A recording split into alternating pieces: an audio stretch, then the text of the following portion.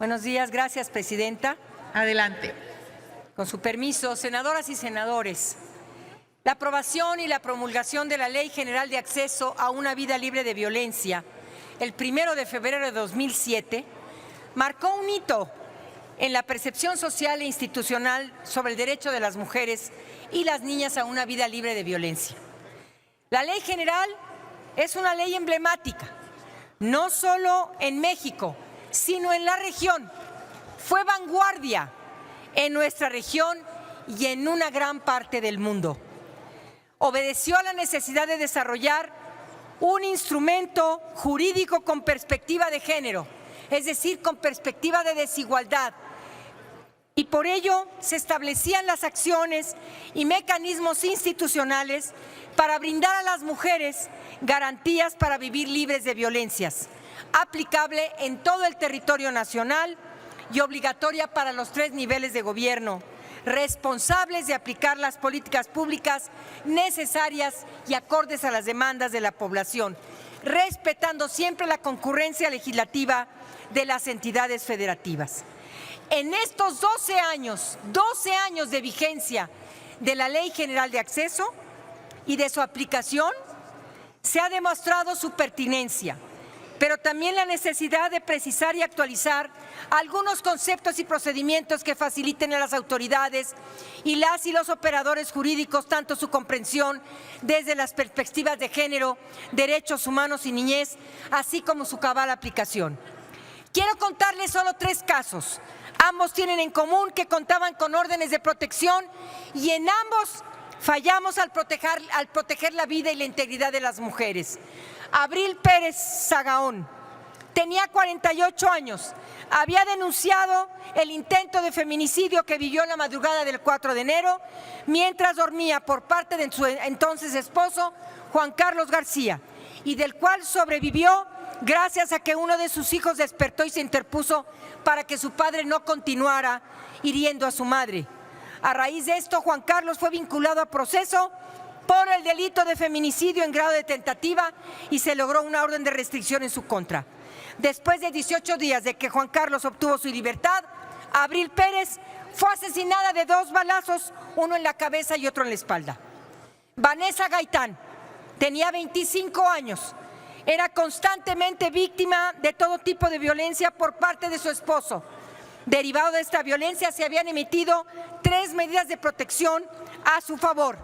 Empero cuando en abril de este año se dirigía a su trabajo, se percató que su esposo la seguía en su vehículo, por lo que se dirigía a Casa Jalisco para pedir ayuda. Incluso se acercó a la policía para explicar que era seguida por Irving Ramírez, de quien se estaba divorciando, y quien la arrolló con el auto en ese justo momento para después apuñalarla. Emma Gabriela Molina tenía 45 años.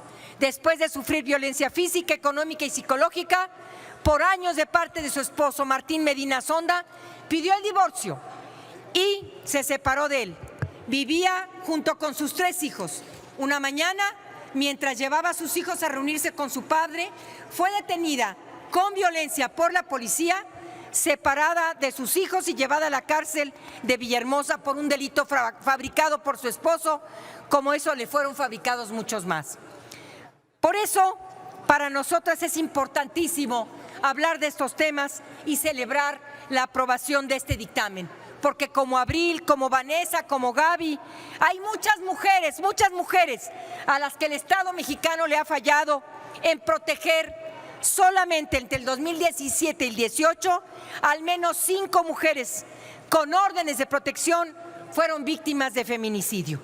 Estoy segura que todas ustedes, senadoras y senadores, hubiesen querido que estas reformas estuviesen antes de que pasaran los dolorosos hechos que les he contado.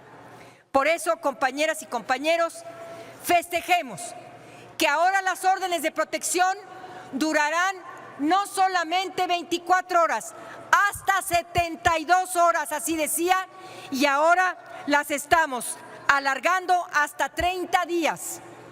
Asimismo, la senadora Claudia Edith Anaya y su servidora propusimos 2 iniciativas mismas que fueron dictaminadas en conjunto por las Comisiones Unidas para la Igualdad de Género y de Estudios Legislativos. Agradezco a mis compañeras de ambas comisiones, al senador Añorbe, a la senadora Ana Lilia, porque fueron momentos muy enriquecedores los que vivimos, tanto en la Comisión de Igualdad, a hacer posible este dictamen, que refleja por completo la importancia que tiene la 64 legislatura en la protección de la dignidad, la seguridad, la integridad y la vida de las mujeres. Como ustedes saben, las órdenes de protección tienen como finalidad salvaguardar la vida, la integridad y la seguridad de las mujeres, niñas y adolescentes víctimas de violencias. Ello no implica prejuzgar sobre la veracidad de los hechos de la acción cometida o intentada por la persona agresora, pues la omisión de emitir e implementar medidas u órdenes de protección necesarias puede ocasionar daños de difícil o imposible reparación a las mujeres víctimas de violencia o las víctimas indirectas.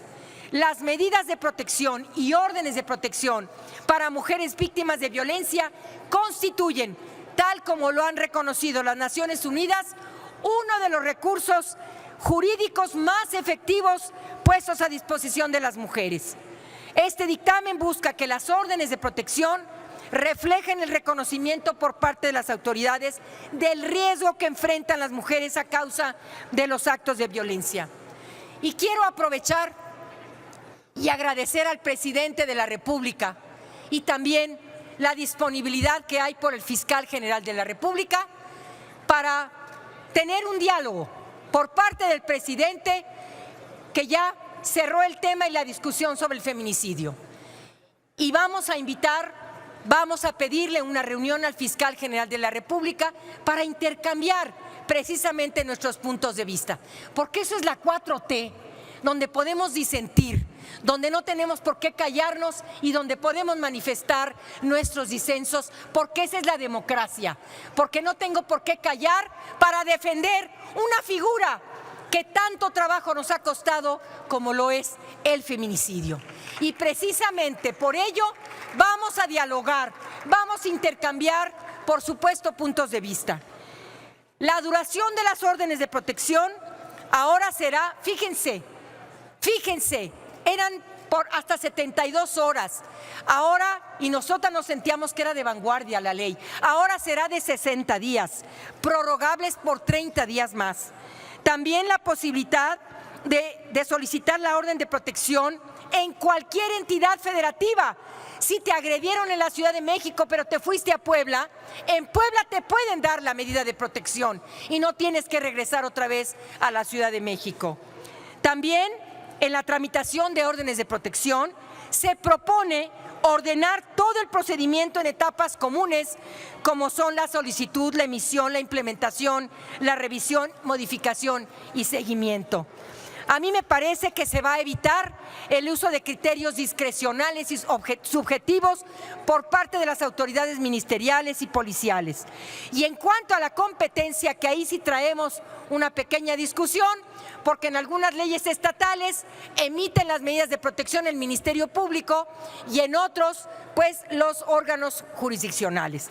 De todas maneras, en esta ley, en esta reforma, se precisa la competencia del Ministerio Público y de la autoridad judicial para emitir órdenes de protección de acuerdo a la situación en que se encuentra la víctima de violencia, y se especifica también la autoridad responsable de vigilar y garantizar su cumplimiento.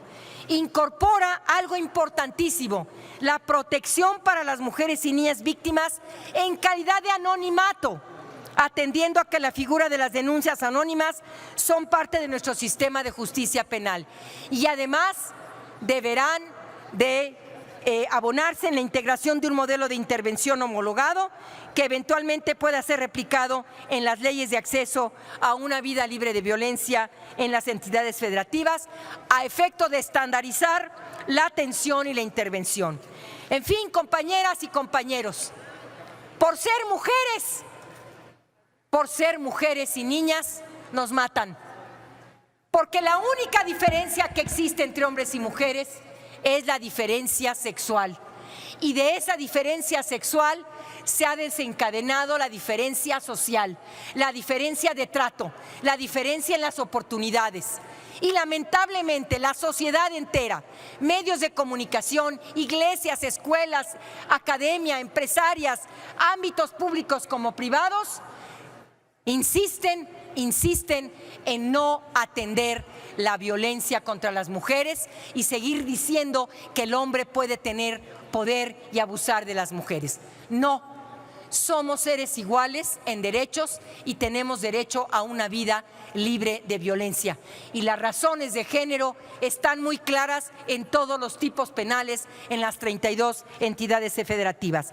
Gracias porque este Senado paritario y gracias en las comisiones con la intervención de la senadora Ana Lilia, del senador Añorbe y de todas las integrantes de la Comisión de Igualdad, podemos regalarle a las mujeres antes del 8 de marzo una modificación a las medidas de protección en este país. Muchas gracias.